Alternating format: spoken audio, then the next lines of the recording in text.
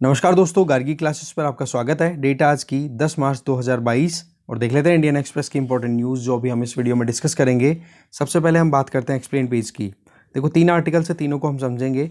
पहला आर्टिकल तो है प्राइवेट मेडिकल कॉलेजेस के लिए गाइडलाइंस से संबंधित।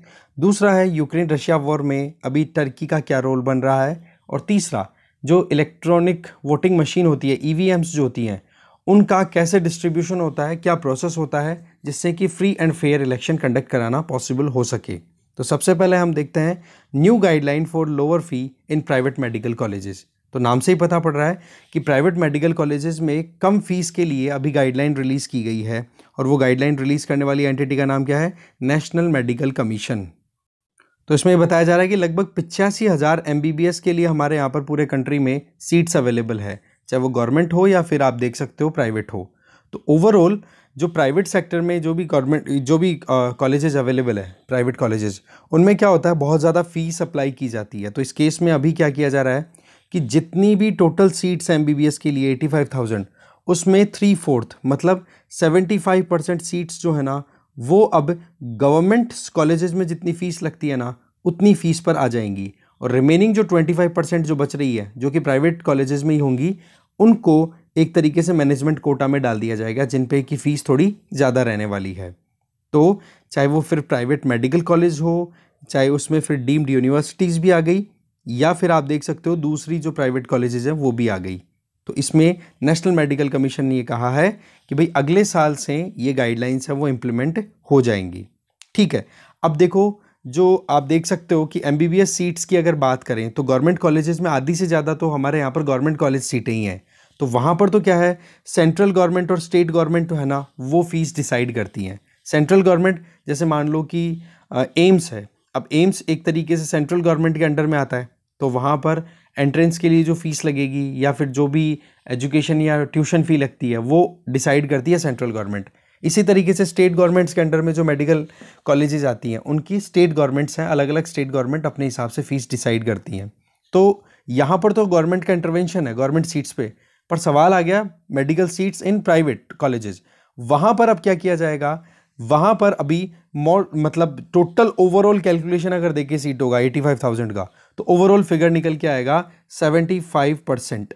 वो जो है अब गवर्नमेंट के द्वारा रेगुलेट की जाएगी फीस को। रिमेनिंग जो 25% सीट्स बचेंगी ना, उनका मैनेजमेंट कोटा में रखा जाएगा। ठीक है। तो ये क्या है कि अभी जिस तरीके से अभी आप देख रहे हो मेडिकल एजुकेशन से संबंधित कितने आर्टिकल्स आ रहे हैं, उसके पीछे कारण आपको पता ही है कि यूक्रेन से जो मेडिकल स्टूडेंट्स हैं उनको निकालना कितना मुश्किल हो पाया, और हमारे बच्चे कितने, लगभग 18,000 बच्चे वहाँ पर फंस गए थे। ठीक है। तो ऐसे में प्राइवेट कॉलेजेस में आप देख सकते हो कि लगभग आप देख सकते हो ट्यूशन फ़ी है वो कम करने की ये कयास लगाए जा रहे हैं, एफर्ट्स लगाए जा रहे हैं। तो ऐसे में प्राइवेट कॉलेज यहाँ पर जयपुर में है एक, तो Mahatma Gandhi university of medical sciences.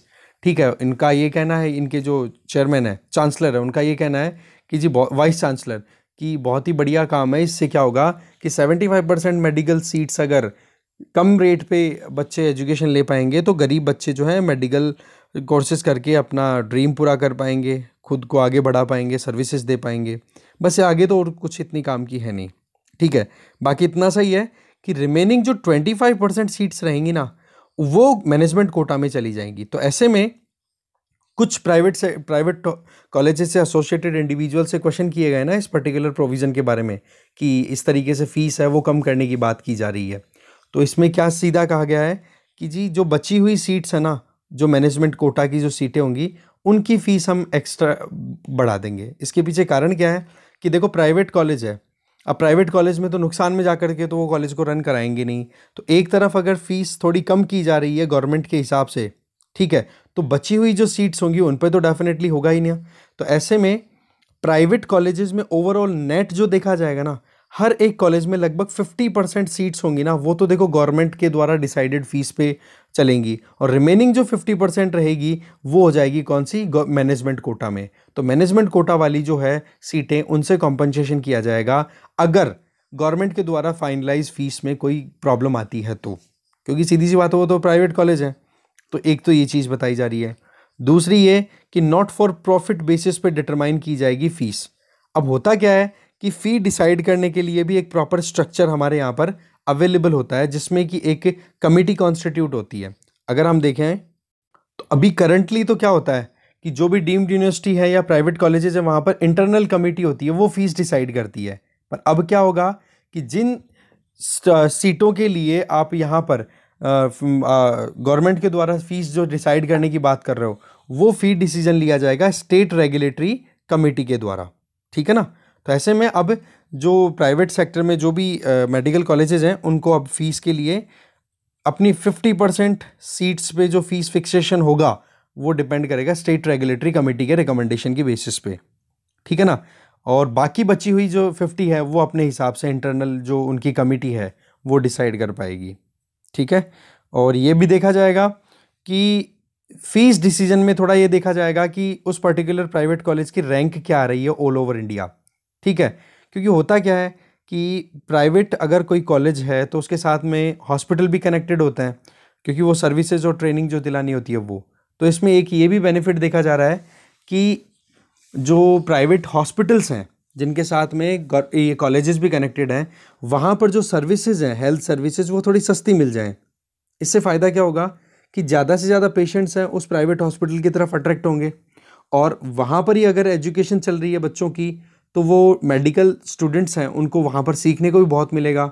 अलग अलग डिजीज़ से डील करना होगा, अलग अलग पेशेंट से डील करना होगा, तो लर्न करने का स्कोप बहुत ज़्यादा निकल जाएगा। एक ये भी देखा जाएगा कि पिछले 3 सालों में उस प्राइवेट कॉलेज की क्या परफॉर्मेंस रही है। अगर वो घाटे में जा रहा है लगातार, वो प्राइवेट कॉलेज जिसके जो भी प्राइवेट कॉलेज इंडिया में है, तो फिर उनको थोड़ा रिलैक्सेशन दिया जाएगा कि वो फ़ी थोड़ी सी हाई रख पाएँ, ठीक है। बाकी तो जो स्टेट रेगुलेटरी कमेटी होगी वही अपने हिसाब से डिसाइड करेगी, ठीक है। तो एक तरीके से यहाँ पर केस टू केस डिसाइड होगा कि हाँ जी किस प्राइवेट कॉलेज की फ़ीस कितनी होनी है, किसकी कितनी। पर हाँ, रेगुलेशन रहेगा गवर्नमेंट का, ठीक है ना, ये चीज़ बताई जा रही है। बाकी तो बता ही दिया कि 50% सीट्स में तो गवर्नमेंट की रेगुलेशन हो गई, और रिमेनिंग 50% पे फिर जो है मैनेजमेंट कोटा होगा। तो यहाँ पर अगर नुकसान उठाना पड़ता है गवर्नमेंट की रेगुलेशन वाली सीट्स की अगर बात करें, तो उसको वो प्राइवेट कॉलेज किससे कॉम्पनसेट करने की कोशिश करेंगे, जो रिमेनिंग मैनेजमेंट कोटा है उससे। ये है पूरा सिस्टम। आगे चलता है। नेक्स्ट जो आर्टिकल है वो है कि टर्की के क्या स्टेक्स हैं इस वॉर में। तो सबसे पहले हम एक बार मैप देख लेते हैं, फिर आप आगे देखेंगे हम पूरे आर्टिकल को। ये आपके सामने स्क्रीन पे मैप है, इसको आप आराम से देख सकते हो कि इधर यहाँ पर तो ब्लैक सी है, ये इधर रशिया है, ये यूक्रेन हो गया। यूक्रेन का ये वाला पार्ट है क्रीमिया। कीव तो खैर कैपिटल है। क्रीमिया जिसको रशिया ने 2014 में एनेक्स कर लिया था। और यहाँ पर आप देख सकते हो टर्की। तो सबसे इम्पॉर्टेंट चीज़ तो क्या है कि ब्लैक सी से सराउंडेड जो भी कंट्रीज़ हैं उनके नेम्स, ठीक है। तो यूक्रेन जो है उसकी कॉस्ट शेयर हो रही है, रोमेनिया आ गया, बुल्गारिया आ गया, टर्की आ गया, जॉर्जिया आ गया, और इधर रशिया। ये कंट्रीज़ हैं जिनकी कॉस्ट जो है वो शेयर हो रही है ब्लैक सी से। और फिर उसके बाद में अगर देखें तो इधर से ये 2 स्ट्रेट्स हैं जिन पे टर्की का कंट्रोल है।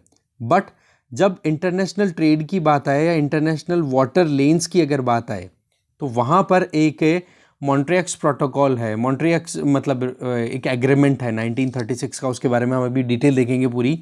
तो उसके अंडर में आप देख सकते हो कि ब्लैक सी से अगर रशिया कोई भी कनेक्टिविटी लेना चाहे पूरे वर्ल्ड से, इधर चाहे मेडिटेरेनियन सी से होते हुए, रेड सी से होते हुए, तो उस केस में टर्की यहाँ पर अपना कंट्रोल एक्सरसाइज करता है। तो एक तरफ तो यूक्रेन है, दूसरी तरफ रशिया। तो इनके साथ में क्या है, टर्की का ट्रेड अच्छा खासा है। एक तो क्या है कि रशिया और यूक्रेन से टर्की जो है वो अपनी एनर्जी सिक्योरिटी इंश्योर करता है, चाहे फिर वो क्रूड ऑयल की बात करो या फिनिश्ड पेट्रोलियम की बात करो या नेचुरल गैस की बात भी हम कर सकते हैं, ठीक है। तो ये मैप थोड़ा आप ध्यान रखें, ये मैप हम डिस्कशन में यूज़ करेंगे, ठीक है। अब चलते हैं मेन आर्टिकल पे। तो आर्टिकल में तो कुछ ऐसा है कि यूक्रेन और रशिया के फॉरेन मिनिस्टर्स को कन्विंस करने में थोड़ा सा सक्सेसफुल रह पा रहे हैं टर्की के फॉरेन मिनिस्टर, कि भाई अब इन दोनों के बीच में कैसे भी करके बातचीत हमें करवानी है। तो ऐसे में ये जो बातचीत होगी ना, ये बेसिकली होगी एंतालिया डिप्लोमेटिक फोरम के साइडलाइंस पे, ठीक है। अब ये एंतालिया डिप्लोमेटिक फोरम है, इसके बारे में आपको यूपीएससी पॉइंट ऑफ व्यू से पढ़ना है, ओके। तो ये जो डायलॉग होगा, ये जो मीटिंग होने वाली है ना एंतालिया की, ये इस मीटिंग को ऑर्गेनाइज भी टर्की ही कर रहा है। तो उसी की साइडलाइंस पर रशिया और यूक्रेन के जो फॉरेन मिनिस्टर्स हैं उनको भी बिठाने की कोशिश की जाएगी टर्की के द्वारा कि भाई बैठो और लड़ाई को ख़त्म करो। अब देखो बात ऐसी है कि ये जो ट्राइंगल हमने ऊपर देखा जिसमें एक तो टर्की, एक रशिया और एक यूक्रेन, इनके बीच में क्या है, तो देखो सीधी सी बात है, टर्की जो है वो यूरोप और एशिया के बीच में एक तरीके से गेटवे का काम करता है। ठीक है, बीच में लिंक था, हमने देखा टर्की जहाँ पे था उसके ईस्ट में एशिया आ जाता है और वेस्ट में अगर देखो तो फिर यूरोप आ जाता है, तो दोनों के बीच में एक लिंक का काम कर रहा है। एक टाइम था जब टर्की ने अपनी परफॉर्मेंस इतनी अच्छी रखी थी, जो अभी करंट प्रेसिडेंट है ना रेसेप तैयप एर्दोगान, उनसे पहले जो प्रेसिडेंट थे या जिस तरीके से माहौल चला हुआ था, तो उस टाइम पर ये था कि यूरोपियन यूनियन की मेंबरशिप तक मिलने के चांस बन गए थे टर्की के। पर जब से एर्दोगान वहाँ के प्रेसिडेंट बने हैं तो उन्होंने इस्लामिज़म को प्रमोट कर दिया, और इस्लामिज़म के चलते फिर वही चीज़ है कि कहीं ना कहीं रेडिकलाइजेशन होने लग गया था इस एरिया का। इस वजह से फिर बाद में अभी जो है टर्की और यूरोप के बीच में भी टेंशन्स बढ़ी हुई है। इसके आगे रशिया और ऑटोमन एम्पायर के बीच में भी एक राइवलरी रहती थी, रूसो एंड ऑटोमन।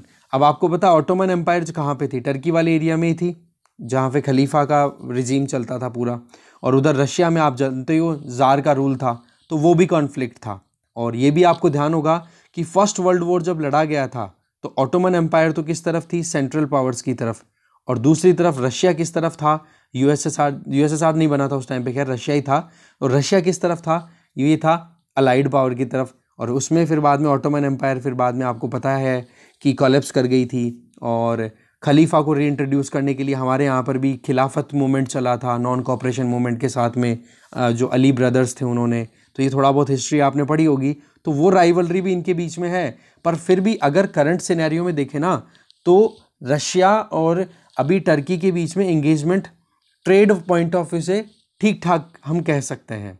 इसके आगे अगर देखें तो आपको पता है सीरिया में जब ISIS आया था, ठीक है, सीरिया और इराक में, तो उस टाइम पर सबसे, अभी भी खैर वो कहीं ना कहीं अंडरग्राउंड चल रहा है, ऐसी बात नहीं बिल्कुल ख़त्म हो गया, पर ISIS को खात्मा करने में वहाँ के जो लड़ाके थे ना, ठीक है, तो उनको सपोर्ट देने में टर्की ने अपना पूरा फेवर दिया था। जबकि दूसरी तरफ, एक तरफ तो ISIS को ख़त्म करना था, तो इसके लिए सीरिया के जो वहाँ के प्रेसिडेंट है जिनका नाम है बशर अल असद, जो अभी भी कंटिन्यू कर रहे हैं, तो एक तरफ तो बशर अल असद वहाँ की सरकार हो गई सीरिया की, और दूसरी तरफ ISIS को ख़त्म करने के लिए वहाँ के लड़ाकों को, लोकल्स को तैयार किया गया था, ठीक है, वो सपोर्ट दिया, उनको सपोर्ट मिला था टर्की का। तो बशर अल असद वहाँ की सरकार सीरिया की, उसको सपोर्ट तो किया रशिया ने, और इधर सपोर्ट किया टर्की ने।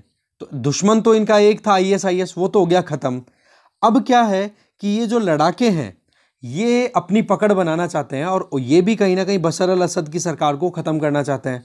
तो यहाँ पर टर्की और रशिया एक दूसरे के सामने खड़े हैं कि रशिया है वो तो फुल सपोर्ट दे रहा है बशर सरकार को कि कैसे भी करके वो बने रहें, और टर्की है वो लगातार वहाँ के जो लड़ाके हैं जो कि बशर अल असद सरकार को हटाना चाहते हैं। और पर्टिकुलरली अगर वो देखें तो वो लड़ाके हैं ना जिनको PKK बोला जा रहा है, वो अभी कन्फाइंड है यहाँ पे सीरिया की नॉर्थ ईस्टर्न रीजन में, एक प्रोविंस है, एक एरिया है जिसका नाम है इदलिब, ठीक है, वहाँ पर, जो कि टर्की के साथ बॉर्डर शेयर करता है, वहाँ पर उन लड़ाकों को टर्की सपोर्ट करता है। तो इस तरीके से ये दोनों आमने सामने खड़े हैं। ओके, इसके आगे अगर देखें दोनों के बीच में, ये तो हो गया आमने सामने की कि हम थोड़ा सा देखें कि कॉन्फ्रंट्रेशन कहाँ कहाँ हो सकता है। दूसरा, अंकारा और मॉस्को रिलेशनशिप में ट्रेड की अगर बात करें तो 2019 में दोनों कंट्रीज़ के बीच में लगभग $16.4 बिलियन का ट्रेड था। इसमें रशिया से एक तो रिफाइंड पेट्रोलियम आता है, मतलब एनर्जी सिक्योरिटी, जो पहले बात हमने कर ली, और ब्लैक सी के नीचे से अंडरग्राउंड आप देखो रशिया से टर्की की तरफ एक गैस पाइपलाइन है, वो भी काम कर रही है। इसके अलावा 2020 में टर्की ने S-400 triumph surface to air missile defence system, जो हमने परचेज किया ना, एग्जैक्टली वो परचेज किया था रशिया से टर्की ने, और इसके चलते फिर बाद में यूनाइटेड स्टेट्स ऑफ अमेरिका ने कार्टसा एक्ट के अंतर्गत टर्की पे सैंक्शंस भी लगा दिए थे। आपको ध्यान होना चाहिए, कार्टसा एक्ट जो है वो लाया इसलिए गया था कि 3 कंट्रीज, रशिया, ईरान और एक कंट्री हो गया नॉर्थ कोरिया, इन कंट्रीज के साथ में दूसरा कोई भी कंट्री अगर रिलेशंस रखेगा, लेन देन करेगा, तो उन कंट्रीज पे एक तरीके से सैंक्शंस लगाने की बात की थी।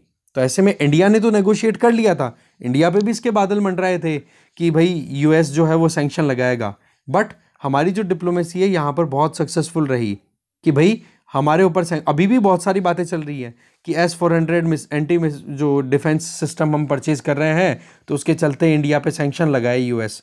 बट वहाँ पर जो पॉलिटिशियन है उनका कुछ का ये कहना है कि भाई इंडिया हमारा बहुत इंपॉर्टेंट पार्टनर है, हम इंडिया पे सैंक्शंस नहीं लगाएंगे, क्योंकि इस एक तरफ तो आप चाइना को काउंटर करते हो, क्वाड के मेंबर बना के रखते हो, और दूसरी तरफ सैंक्शन लगाओगे तो कैसे काम चलेगा। जबकि टर्की ने भी एग्जैक्टली ऐसे ही कदम उठाए थे, जबकि टर्की नेटो का मेंबर, आप ये ध्यान रखें, ठीक है, उसके बावजूद भी टर्की पे सैंक्शंस लगाए गए। यूएस और टर्की के बीच में टेंशंस भी बढ़ गई थी बीच में, ठीक है। ये हो गया रशिया और टर्की के ट्रेड रिलेशन। अब यूक्रेन और टर्की के ट्रेड रिलेशंस देखो, लगभग $2.5 बिलियन का दोनों के बीच में ट्रेड है, ठीक है। और यहाँ पर आप देख सकते हो यूक्रेन जो है वो रिफाइंड पेट्रोलियम का बिगेस्ट एक्सपोर्टर था टर्की के लिए 2019 में, तो मतलब वही energy security point of view से है। इसके आगे अगर देखें तो यहाँ पर बताया जा रहा है कि यूक्रेन और रशिया के बीच में टेंशंस तो 2014 से शुरू हो गई थी, जब क्रीमिया को हड़पा गया था। तब भी ये जो सरकार है कहाँ की, टर्की की गवर्नमेंट, टर्की के प्रेसिडेंट ने क्रिटिसाइज कर दिया, बोला इलीगली कैप्चर जो एरिया है ना क्रीमिया का, हम उसको रिकॉग्नाइज नहीं करेंगे रशिया के पार्ट के तौर पे, ये भी स्टेटमेंट दिया हुआ है। और दूसरी तरफ यूक्रेन के साथ मिलकर के एक ड्रोन एस्टैब्लिशमेंट तैयार करना चाहता है, कौन, टर्की। तो इस चीज़ को लेकर के रशिया भी खुश नहीं था। इसका मतलब यहाँ से क्लियर क्या हो रहा है कि टर्की और रशिया के बीच में इतने अच्छे कोर्डाइल रिलेशंस तो नहीं है, पर इस रीजन में शांति, पीसफुल एक कोएग्जिस्टेंस इंश्योर करने के लिए, जिसको हमने अभी मैप पे डिस्कस किया, उसके लिए रशिया के साथ में भी नेगोशिएट करने के लिए रेडी है टर्की, कैसे भी करके इन दोनों को लड़ते हुए देशों को बिठाया जाए, ठीक है। और ये जो ड्रोन की प्रोडक्शन की फैसिलिटी थी ना यूक्रेन में, जो डेवलप करने की बात की गई थी टर्की और यूक्रेन के बीच में, उस ड्रोन कंपनी का नाम है बैरक्थर, ठीक है। और ये बैरक्थर जो है ना, ये नाम रशिया के प्रेसिडेंट जो है अभी, है ना, रेसेप तैयप अर्दोन, उनके दामाद है जिनका नाम है सेलकुक बैरक्थर, उन्हीं के नाम पे ये कंपनी है, उन्हीं के नाम से ये कंपनी वहाँ पर ड्रोन कंपनी स्टैब्लिश करने की बात की जा रही थी। दूसरा अगर देखें तो टर्की से नाराज़गी वैसे भी वेस्ट की तो चली रही थी, क्योंकि एक बार आपको पता होगा पिछले शायद 1-1.5 साल पहले का इंसिडेंट है, जब अजरबैजान और दूसरी तरफ आर्मेनिया के बीच में टेंशन चल रही थी, कौन से एरिया को लेकर के, नागोर्नो कारबख कॉन्फ्लिक्ट, उसमें अजरबैजान को टर्की ने पूरा सपोर्ट दिया था, और मतलब आर्म्स भी अब सप्लाई किए गए थे। तो उसके चलते भी टर्की को बहुत ज़्यादा सैंक्शंस का सामना करना पड़ा था, क्योंकि वो इस्लामिज़म के पॉइंट ऑफ व्यू से सपोर्टर बन रहा था वहाँ पर अजरबैजान का, ठीक है। तो ऐसे में अभी टर्की का क्या रोल है, तो रशिया ने जब इन्वेड किया तो इसको वॉर बहुत जल्दी डिक्लेयर कर दिया था कि ये वॉर है। इसके अलावा 1936 की जो मॉन्ट्रियक्स कन्वेंशन है, उसमें क्या है कि जो इंटरनेशनल वाटरवेज हैं, जैसे हमने अभी मैंने बताया था ना मैप पे, 2 वाटर स्ट्रेट हैं, जिनमें एक का नाम तो है बॉस्फोरस और एक का नाम है डैर्डेनलिस स्ट्रेट। इन दोनों पर देखा जाए तो वैसे तो टर्की का कंट्रोल है, बट टर्की को भी इस मॉन्ट्रियक्स कन्वेंशन ऑफ 1936 के हिसाब से ही डिसीजन लेना पड़ता है। और इस डिसीजन में क्या, इस पर्टिकुलर कन्वेंशन के हिसाब से क्या है कि अगर कोई भी कंट्री के, ब्लैक सी के आसपास के कोई भी कंट्री है या कहीं के भी कंट्री अगर कोई वाटर बॉडी से कनेक्टेड है, वहाँ पर अगर वॉरशिप्स हैं वो रिटर्न हो रहे हैं अपने घर को, इसका मतलब लड़ाई करने के लिए नहीं आ रहे हैं, लड़ाई करके आ रहे हैं, तो उन वॉरशिप्स को रोकने का कोई अधिकार नहीं है उस पर्टिकुलर कंट्री का जिसका वहाँ पर मेन कंट्रोल है। तो ऐसे में ये जो बॉस्फोरस और डार्डनेलिस, ठीक है, स्ट्रेट्स, इन दोनों पर कमांड तो टर्की की है, पर टर्की जान चाह करके भी रशियन वॉरशिप्स को नहीं रोक पाया, क्योंकि वो रिटर्न हो रहे थे। तो ये सिचुएशन है। फिर इसके बाद में यूनाइटेड नेशन जनरल असेंबली में जब रशिया के खिलाफ में रेजोल्यूशन लाया गया, तो उसमें बिल्कुल भी कमी नहीं छोड़ी थी, जल्दी से टर्की ने अपनी तरफ से एफर्ट्स लगाए थे कि ये जो एग्रेशन है ये बहुत गलत है। जबकि दूसरी तरफ आप देखो, नेटो में जब रशिया पे सैंक्शंस लगाने की बात की गई, मतलब जनरल असेंबली में तो वोटिंग हुई, रेजोल्यूशन लिया गया, तो उसमें टर्की ने रशिया के खिलाफ में वोटिंग की, और जैसे ही नेटो में जब मीटिंग हुई तो उस टाइम पर टर्की ने नेटो में सीधा सैंक्शंस में वोटिंग नहीं की, और इससे अमेरिका नाराज भी हुआ कि भाई टर्की के दिमाग में चल क्या रहा है जब रशिया को हम सैंक्शंस लगा रहे हैं।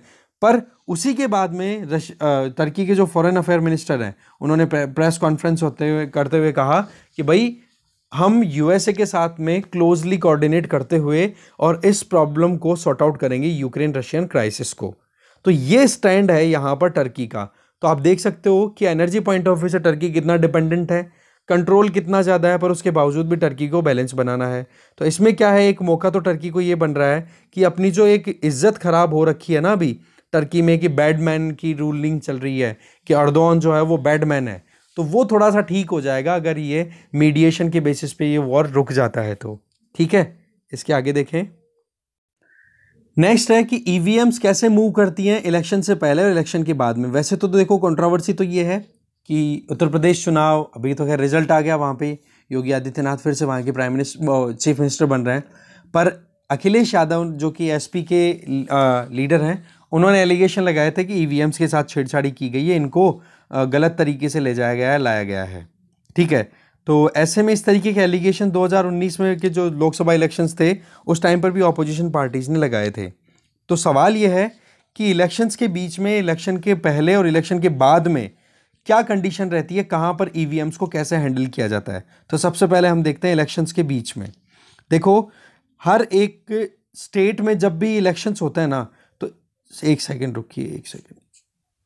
तो वहाँ पर इलेक्शन कंडक्ट कराने के लिए स्टेट में तो एक सेंट्रलाइज अथॉरिटी रहती है या फिर एक इंडिविजुअल होते हैं जिनको बोलते हैं चीफ इलेक्शन ऑफिसर, ठीक है, सीईओ। फिर उनके अंडर में काम करते हैं डिस्ट्रिक्ट इलेक्टोरल ऑफिसर, डीईओ। ठीक है, तो ऐसे में होता क्या है कि एक वेयर हाउस क्रिएट किया जाता है। वेयर हाउस हर एक जिले में एक प्रॉपर, एक कह सकते हैं कि एक डेडिकेटेड बिल्डिंग होती है, वहाँ पर इलेक्शन से संबंधित मशीनरी वहीं पे अवेलेबल होती है और वहाँ पर सिक्योरिटी दी जाती है टॉप क्लास की, जिसमें आप देख सकते हो सीसीटीवी कैमरास भी डिप्लॉय किए जाते हैं और आर्म फोर्सेस के जो इंडिविजुअल है उनको भी गार्ड के तौर पे डिप्लॉय कर दिया जाता है, जिसमें स्टेट पुलिस तो है ही, पर साथ में जो सेंट्रल आर्म्ड फोर्सेज हैं उनका भी डिप्लॉयमेंट वहाँ पर रहता है, जिससे कि स्मूथली इलेक्शन हो सके। तो ऐसे में जब ईवीएम एलोकेट कर दी जाती है ना इलेक्शन कमीशन ऑफ इंडिया के द्वारा, वो ईवीएम्स आकर के अल्टीमेटली कहाँ पर रखी जाती है, वो रखी जाती है डिस्ट्रिक्ट इलेक्शन ऑफिसर के पास में, जो वेयर हाउस होता है वहाँ पे, मतलब डिस्ट्रिक्ट हेडक्वार्टर पे। अब आप देखो कि इलेक्शन से पहले किस तरीके से ईवीएम्स का मूवमेंट होता है, वो थोड़ा हम जाने। देखो, इलेक्शन जैसे ही आने वाले होते हैं ना, तो ईवीएम्स जो हैं वो असेंबली सेगमेंट के हिसाब से, मतलब जहाँ जहाँ पर भी इलेक्शन होने हैं तो सीटें डिक्लेयर है, जैसे कि 404 सीटों पे यूपी में इलेक्शन हुए हैं, तो 404 सीटों के हिसाब से जहाँ जहाँ पर भी पोलिंग बूथ होंगे, जितने नंबर ऑफ पोलिंग बूथ हैं उसके हिसाब से ईवीएम और वीवीपैट हैं वो अलोकेट कर दिए जाते हैं और उनका सीरियल नंबर फिक्स होता है। ठीक है, तो जो डिस्ट्रिक्ट इलेक्शन ऑफिसर है ना, डीईओ, वो अपने बाद में उन ईवीएम्स को और वीवीपैट को डिस्ट्रीब्यूट कर देते हैं किनके बीच में, जो जहां जहां पर भी इलेक्शंस होने हैं, जिन भी असेंबलीज में। अच्छा, एक असेंबली कॉन्स्टिट्यूएंसी में इलेक्शन जो होता है ना, उस पर एक ऑफिसर अपॉइंट होता है जिसका नाम होता है रिटर्निंग ऑफिसर। उस रिटर्निंग ऑफिसर की ड्यूटी रहती है इलेक्शन को स्मूथली कंडक्ट करवाना उस पर्टिकुलर कॉन्स्टिट्यूएंसी में, उस पर्टिकुलर विधानसभा क्षेत्र में। अगर हम अभी विधानसभा की बात करें, और लोकसभा क्षेत्र में करवाता है लोकसभा की अगर हम बात करें तो। ठीक है, तो रिटर्निंग ऑफिसर के पास में फिर वो सारा चार्ज आ जाता है कि हाँ जी ईवीएम के, और उसके पास में भी वही व्यवस्था, प्रॉपर स्टोर करने की व्यवस्था है और सिक्योरिटी की व्यवस्था भी रहती है। फिर उसके बाद में आरओ के पास में जैसे ही पहुंच जाता है ये सारा मटेरियल, तो वहाँ पर जो सीरियल नंबर है ईवीएम और वीवीपैट के, ये सीरियल नंबर जो है ना, वो अलग अलग पॉलिटिकल पार्टीज के जो लीडर्स हैं या उनके रिप्रेजेंटेटिव्स हैं उनके साथ शेयर कर दिए जाते हैं। इससे क्या एक ट्रांसपेरेंसी आती है। कैसे कि इलेक्शन कमीशन ऑफ इंडिया ने हमें जो वीवीपैट और जो ईवीएम दी है उसके सीरियल नंबर ये हैं और ये सीरियल नंबर इस कैंडिडेट की कॉन्स्टिट्यूएंसी में हमने शेयर किए हैं और ये यहाँ पर जाएगी इलेक्शंस के लिए ईवीएम्स।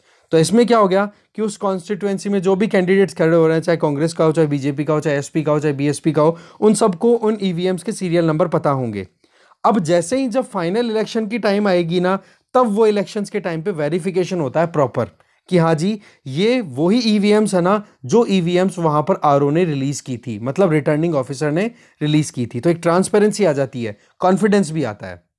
साथ में वोटिंग से पहले और वोटिंग होने के बाद में प्रॉपर एक जहां पर भी पोलिंग बूथ होते हैं ना, वहां पर जब उसको रख दिया जाता है, ईवीएम और वीवीपैट को ला दिया जाता है, तो उसके बाद में रूम में रख करके और लॉक लगा दिया जाता है और लॉक पर सील लगा दी जाती है। और वो सील एक तो इलेक्शन कमीशन ऑफ इंडिया की तो होगी उस लॉक पे, साथ में वो पॉलिटिकल पार्टीज है ना वो भी सील लगा सकती हैं, जिससे कि जब भी इलेक्शन के टाइम पे, वोटिंग के टाइम पे उस ताले को खोला जाए और ईवीएम जो है वो लगाई जाएगी अलग अलग बूथ बूथ पॉइंट्स पे, तो उस टाइम पर उनको कॉन्फिडेंस रहे कि हाँ बीच में कोई गफला नहीं हुआ है। तो इस तरीके की ट्रांसपेरेंसी मैंने एक तरीके से प्रॉपर्ली मैनेज की जाती है। और सिक्योरिटी 24/7 पुलिस ऑफिसर भी होते हैं और सेंट्रल आर्म पुलिस फोर्सेस भी होती है वहाँ पर। तो इस केस में क्या है कि कहीं पर भी कोई भी एक स्कोप नहीं है कि कहीं पर भी ईवीएम्स है वो मिस हो सके। हाँ, बैकअप के लिए ईवीएम्स भी रहती हैं कि मान लो कोई ईवीएम फंक्शन नहीं कर रही है प्रॉपर, तो उसके रिप्लेसमेंट के तौर पे ईवीएम भी दी जाती है। फिर एक बार इलेक्शन हो गए, वोटिंग हो गई ना, तो उसके बाद में उन ईवीएम्स को फिर से कलेक्ट किया जाएगा और ले जा करके, और फिर बाद में आरओ ऑफिस में ले जा करके जहाँ पर काउंटिंग होनी होती है वहाँ पर जो वेयर हाउस है उसमें ले जा करके रख दिया जाता है और फिर से सील कर दिया जाता है। और सील करने के बाद में 3 लेयर सिक्योरिटी दी जाती है, जिसमें सेंट्रल लेयर पे तो होती है सीआरपीएफ, ये मतलब जो सेंट्रल जो पुलिस फोर्सेज है उनके ऑफिसर्स, उनके पर्सनल्स, और बाहर फिर पुलिस ऑफिसर जो स्टेट की पुलिस होती है वो। तो इस तरीके से बोलो पूरी एकदम सिक्योरिटी फोर्सेस के डिप्लॉयमेंट के साथ में ये सारे प्रोसेस होते हैं। तो ऐसे में एलिगेशंस हैं वो थोड़े से कहीं ना कहीं बेसलेस होते हुए दिखाई देते हैं। ठीक है, तो ये ट्रांसपेरेंसी भी रखी जाती है और हर पॉलिटिकल पार्टी के जो भी रिप्रेजेंटेटिव है या फिर जो भी एजेंट्स हैं जो पोलिंग बूथ पे बैठते हैं उनको पूरा अच्छे से कॉन्फिडेंस में लिया जाता है कि भाई आपके सामने जो भी है वो आप देख लो कि आपको जो नंबर शेयर किए गए थे ईवीएम के, क्या वही ईवीएम यहाँ पर है या दूसरी कोई हो रहा है। तो वो सारी चीज़ों में कॉन्फिडेंस लेकर के काम करवाया जाता है ये। ठीक है, आगे चलते हैं। नेक्स्ट हम आ गए फ्रंट पेज पे। देखो फ्रंट पेज पे जो न्यूज़ है वो ये है कि कैबिनेट ने, सेंट्रल गवर्नमेंट में जो कैबिनेट है, यूनियन कैबिनेट ने एक नई एंटिटी स्टैब्लिश करने की बात की है फाइनेंस मिनिस्ट्री के अंडर, और उस एंटिटी का नाम रहेगा नेशनल लैंड मोनेटाइजेशन कॉरपोरेशन। इसका मतलब क्या हो गया कि जो सरकार के पास में ज़मीनें हैं जो कि किसी भी यूज़ में नहीं आ रही है, उन ज़मीनों को थोड़ा सा यूज़ करना, या तो उनको सेल आउट किया जाएगा या लीज पे दिया जाएगा। इससे क्या होगा कि वो बंजर या खाली पड़ी ज़मीनें हैं उनका कॉमर्शियल यूज़ हो पाएगा और सरकार को भी उससे कुछ ना कुछ पैसा मिल जाएगा। तो अभी क्या है कि जो प्राइवेटाइजेशन का जो पुश था जिसमें कि सरकार अपने हाथ में पैसा लेना चाह रही थी कंपनियों को के एसेट्स को बेच करके, या फिर हम कहें कि जो नेशनल मोनेटाइजेशन पाइपलाइन जो लॉन्च की गई थी जिसके चलते कैसे भी करके सरकार जो है वो एसेट्स को मोनेटाइज करके और अपना काम कर सके, तो उनमें थोड़ी स्पीड कम आ रही है। तो ऐसे में जो एक्स्ट्रा ज़मीनें पड़ी है ना, सरप्लस लैंड जो गवर्नमेंट के पास अवेलेबल है, उसको मोनेटाइज करने के लिए ये लॉन्च किया गया है। ठीक है, तो ये जो नेशनल लैंड मोनेटाइजेशन कॉर्पोरेशन है ये मिनिस्ट्री ऑफ फाइनेंस के अंडर होगी, ये आप ध्यान रखें। दूसरी चीज़, इसकी टोटल जो ऑथराइज्ड कैपिटल है वो कितनी रहेगी, इसका मतलब जो एक फंड रहेगा ना वो कितना रहेगा, 5,000 करोड़ का। और शुरुआत में सरकार के द्वारा अलोकेट कितने किया जा रहा है, लगभग 150 करोड़ रुपए का प्रोविजन, कि शुरुआत में इस तरीके से अपने आप को शुरू कर सकते हैं 150 करोड़ के प्रोविजन के बेसिस पे। फिर आगे देखा जाएगा कि जैसे रेलवे मिनिस्ट्री है, डिफेंस मिनिस्ट्री है, टेलीकम्युनिकेशन मिनिस्ट्री है, इनके पास में जो भी ज़मीनें पड़ी हैं उनको आइडेंटिफाई किया जाएगा और आइडेंटिफिकेशन के बाद में फिर इनकी ऑक्शनिंग होगी कि हाँ जी क्या भाव में वो बेचा जाएगा या फिर क्या भाव पर उनको लीज पे दिया जाएगा, जिससे क्या है कि सरकार को रेवेन्यू कलेक्ट हो पाएगा। ऐसे में अगर हम देखें इसके आगे जो नेशनल मोनेटाइजेशन पाइपलाइन है, ठीक है ना, वो प्रोग्राम तो देखो ऑलरेडी गवर्नमेंट ने सितंबर 2021 में लॉन्च किया ही था। ठीक है, जिसमें 6 लाख करोड़ का टारगेट किया गया था, जिसमें रेल, रोड, पावर सेक्टर के जो भी अटके हुए एसेट्स थे, मतलब जिनको प्रोजेक्ट्स को शुरू तो कर दिया था सरकार ने पर कंप्लीट नहीं कर पाई, तो उसमें प्राइवेट सेक्टर के इन्वेस्टमेंट को अट्रैक्ट करने के लिए सरकार ने ये किया था। कौन सा, national monetisation pipeline. 6 lakh crore का उसका एस्टिमेटेड बजट था जो था वो था। ठीक है, तो उसी लाइन में अब जो ज़मीनें पड़ी है ना, ये तो क्या था कि जो गवर्नमेंट के अंडर में कंपनियां जो काम कर रही थी या फिर जो भी प्रोजेक्ट गवर्नमेंट के अंडर चल रहे थे जो कि फंडिंग की शॉर्टेज की वजह से काम नहीं कर पा रहे थे, तो उनको रीफंक्शन में लाने के लिए प्राइवेट सेक्टर को अट्रैक्ट करना। दूसरा, अब हम जो बात कर रहे हैं NLMC की, ठीक है, तो इसमें क्या किया जाएगा कि जो ज़मीनें पड़ी हैं उन ज़मीनों को यूज़ किया जाएगा। जैसे यहाँ पर बताया जा रहा है कि डिफेंस मिनिस्ट्री के पास में लगभग एक्स्ट्रा ज़मीन कितनी पड़ी है, 1.6 लाख एकड़ ज़मीन है, तो बहुत ज़मीन है जो उसका यूज़ किया जा सकता है। ऐसे ही गवर्नमेंट डेटा के हिसाब से रेलवे मिनिस्ट्री के पास में भी यहाँ पर बताया जा रहा है लगभग कितनी हेक्टेयर ज़मीन एक्स्ट्रा पड़ी है, 0.15 लाख हेक्टेयर ज़मीन है वो वैकेंट है। तो ये क्या है, गवर्नमेंट के एसेट्स इनको लीज पे दे करके यूज़ किया जा सकता है। तो उसी तरीके से सरकार अपनी तरफ से एफर्ट्स लगा रही है। तो यहाँ पर आपको करना क्या है, यूपीएससी पॉइंट ऑफ व्यू से एक दो एंटिटीज हो ना, उनके बारे में आपको पढ़ना है, और वो एंटिटीज के नाम मैं यहाँ पर बताता हूँ, एक सेकंड रुकिए। फिर आगे ये बताया जा रहा है कि ये जो NLMC होगा ना, जो एंटिटी हम बात कर रहे हैं, ठीक है, कॉर्पोरेशन, जो land monetise, national land monetisation corporation, इसमें क्या है, प्राइवेट सेक्टर के इंडिविजुअल्स को भी इंडक्ट किया जाएगा। इससे क्या होगा कि उनके पास में जो एक्सपर्टाइज है ना, ये जो रियल एस्टेट से संबंधित या ज़मीनों से संबंधित, उसका यूटिलाइजेशन हो पाएगा, क्योंकि लिटिगेशन से संबंधित कई केसेज आ जाते हैं, ठीक है, और मार्केट में क्या प्राइस चल रही है उसके बारे में रिसर्च करना, वो एक्सपर्टाइज प्राइवेट सेक्टर के इंडिविजुअल्स को होती है, तो उसको यूज़ किया जाएगा। ऐसे में जो एक तो national investment and infrastructure fund और एक है इन्वेस्ट इंडिया, ये दो प्रोग्राम्स जो ऑलरेडी चल रहे हैं सरकार के, जिनमें भी प्राइवेट सेक्टर के इंडिविजुअल्स के एक्सपर्टाइज का यूज़ किया जा रहा है, बोला उसी लाइन पे हम कंटिन्यू करेंगे। दूसरी चीज़ कि यहाँ पर जो ये कॉरपोरेशन है NLMC, इसमें फुल टाइम मेंबर्स को रखा भी जाएगा, हायर भी किया जाएगा, और प्रोफेशनल्स को कंटिन्यू भी किया जाएगा, कॉन्ट्रैक्ट बेसिस भी काम होगा, बोला फ्लेक्सिबिलिटी पूरी रखी जाएगी, है ना, एग्जैक्टली जैसे कॉर्पोरेट सेक्टर में होता है ना काम, बोला उसी लाइन पे हम कंटिन्यू यहाँ पर करेंगे, तभी तो कॉर्पोरेशन वर्ड दिया है यहाँ पे, ठीक है ना। चलिए, तो ये था मेन न्यूज़, इसके आगे देखते हैं और कुछ। इकोनॉमी पेज पे देखा जाए तो वैसे देखा जाए तो सेबी ने तो देखो ग्रीन लाइट शो की है कि LIC जो है वो अपनी IPO लॉन्च कर सकती है। दैट मीन्स मार्केट में जो इन्वेस्टर्स हैं उनको अपने शेयर्स लॉन्च करके अट्रैक्ट कर सकती है, पर वही अब सरकार का फाइनल करती है, वो देखने वाली बात है। दूसरी तरफ लेबर मिनिस्ट्री जो है वो EPFO के अंडर में जो पेंशन स्कीम अवेल कराई जाती है लेबर्स को, ठीक है, वर्कर्स को, उसके लिए कुछ फ्लेक्सिबिलिटी ऑप्शंस वर्कआउट कर रही है। देखते हैं आगे जब फाइनलाइज हो जाएगा तब की तब देखेंगे। बाकी रशिया यूक्रेन का जो मुद्दा है उसकी वजह से हमारी इकोनॉमी को तो क्राइसिस का सामना करना पड़ ही रहा है। यहाँ पर एक इंपॉर्टेंट चीज़ है, वो मैं आपको समझाता हूँ। एक तो ये वाले news, easing pressure, what does $5 billion rupee swap means, कि कल क्या है, कल की बात है जहाँ तक है, RBI ने क्या किया है, $5 बिलियन, ट्यूसडे की बात है, कल नहीं, कल तो हो गया आपका वेंसडे, परसों की बात है। परसों RBI ने ये किया कि $5 बिलियन का जो है डॉलर रुपी स्वैप किया। कैसे? अब आपको पता है, हम बार बार ये डिस्कस भी करते रहते हैं कि मार्केट में जो है लिक्विडिटी बहुत ज़्यादा है। दैट मीन्स रुपए का सर्कुलेशन बहुत ज़्यादा था। अब रुपी का सर्कुलेशन ज़्यादा है तो रुपी लगातार, आपको पता है, डेप्रिशिएट भी कर रहा था कि $1 के कंपैरिजन में लगातार रुपी की वैल्यू है वो डाउन हो रही है।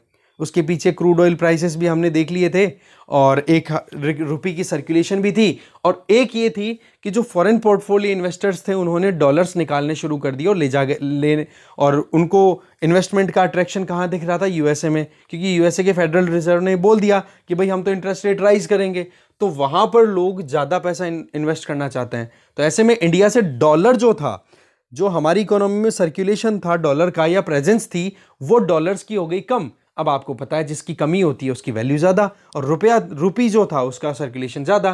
तो RBI ने क्या किया, लगभग $5 बिलियन जो है वो तो मार्केट में निकाला, और उसके बदले में लगभग 39,000 करोड़ रुपए जो हैं वो मार्केट से एब्जॉर्ब किए। तो ऐसे में क्या हो गया कि मार्केट में जो लिक्विडिटी है, रुपए का सर्कुलेशन है, वो कम हुआ, और दूसरा मार्केट में डॉलर का जो सर्कुलेशन जो कम हो रहा था उसको थोड़ा सा बढ़ा दिया। इसका मतलब क्या हो गया कि RBI ने यहाँ पर ये एक रेगुलेटरी प्रोविजन के ऊपर काम किया है कि भाई हमें इन्फ्लेशन को भी कंट्रोल करना है, और दूसरी तरफ हम क्रूड ऑयल इंपोर्ट करते हैं, तो रुपए के तौर पे जहां $1 के कंपैरिजन में हमें 75 रुपए देने होते हैं, उसके कंपैरिजन में अगर 77 रुपए दे तो $2 का नुकसान हो रहा है कि नहीं, और रुपए पे वैसे ही प्रेशर बहुत ज़्यादा था।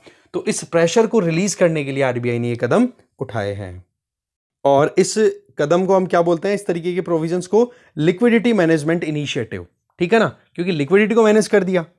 तो ये है। वैसे तो ओवरऑल RBI ने बस केवल यूं बोला था कि हाँ जी, डॉलर कौन कौन लेना चाहता है, उस तरीके से बोली लगवाई थी, ऑक्शन हुई थी, बिडिंग हुई थी, तो लगभग बोली लगी 13.56 बिलियन की।